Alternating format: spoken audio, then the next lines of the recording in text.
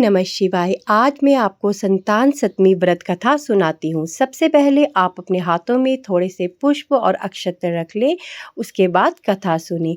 यह जो व्रत है, स्त्रियाँ अपने बच्चों के लंबी उम्र के लिए, स्वस्थ जीवन के लिए और उनके जीवन में किसी प्रकार की कोई संकट बाधा ना आए, उसके लिए यह व्रत करती हैं। तो बहुत समय पहले की बात है कि अवध्या नगरी पर नामुश नामक राजा रहते थे। उनकी पत्नी का नाम चंद्रमुखी था। उसी राज्य में विष्णुदत्त नाम का एक ब्राह्मण भी रहता था, जिसकी पत्नी का नाम रूपवती था।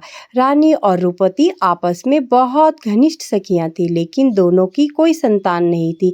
एक दिन वो दोनों सखियां सरयू नदी के किनारे स्नान करने गई। वहां उन्हें कुछ स्त्रियों को शिव पार्वती की प्रतिमा बनाकर उनकी पूजा करते हुए देखा। जिज्ञासावश उन स्त्रियों ने पूछा कि वह क्या कर रही हैं और वह कैसे पूजा कर रही हैं। तब उनमें से एक स्त्री ने बताया कि वह भगवान शिव और माता पार्वती का व्रत करके उनकी विधि विधान से पूजा पाठ कर रही हैं। यह व्रत करने से संतान की प्राप्ति होती है, संतान के जीवन में कोई कष्ट नहीं आता, वह और सुख समृद्धि आती है। यह सुनकर रानी चंद्रमुखी और रूपवती ने भी शिव जी के नाम की डोरी बांधकर इस व्रत का जीवन भर पालन करने का व्रत लिया।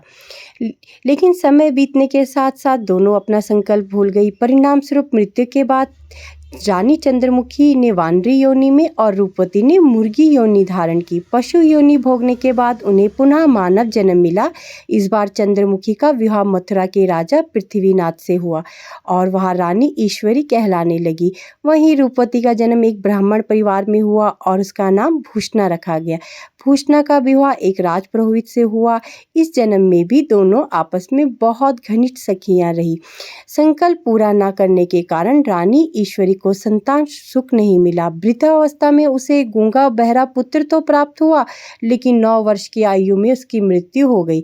दूसरी ओर जो भूषणा थी, उसको यह व्रत का स्मरण था और उसने यह व्रत विधि पूर्वक पालन किया, जिसके फलस्वरूप उसे 8 योग्य और स्वस्थ पुत्र प्राप्त हुए। भूषणा के पुत्रों को देखकर रानी ईश्वरी के मन में बहुत ईर्ष्या उत्पन्न हुई और उसने कई बार उनके पुत्रों का जीवन संकट में डालने की प्रयास किया, परंतु शिव पार्वती की कृपा से बालक हर बार सुरक्षित बच निकले। एक दिन रानी ने भूषणा से पूछा कि उसके पुत्र संकट से कैसे बच जाते हैं।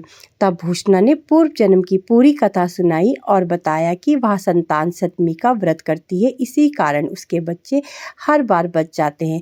यह सुनकर रानी ईश्वरी ने भी इस व्रत को करने की बात कही और कहा कि वह भी यह व्रत करेगी और वह भी विधि विधान से वह व्रत करने लगी।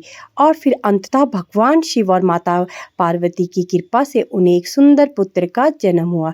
तभी से सब संतान सुख और संतान की रक्षा के लिए संतान सतमी का व्रत करने लगे। तो हे माँ पार्वती, हे शिव शंकर भगवान, जैसे आपने उनके पुत्रों की रक्षा करी, ऐसे ही मेरे पुत्रों की रक्षा करना, उनको स्वस्थ जीवन देना, उनके जीवन से सारी बाधाएं दूर करना और उनको एक उत्तम भविष्य देना।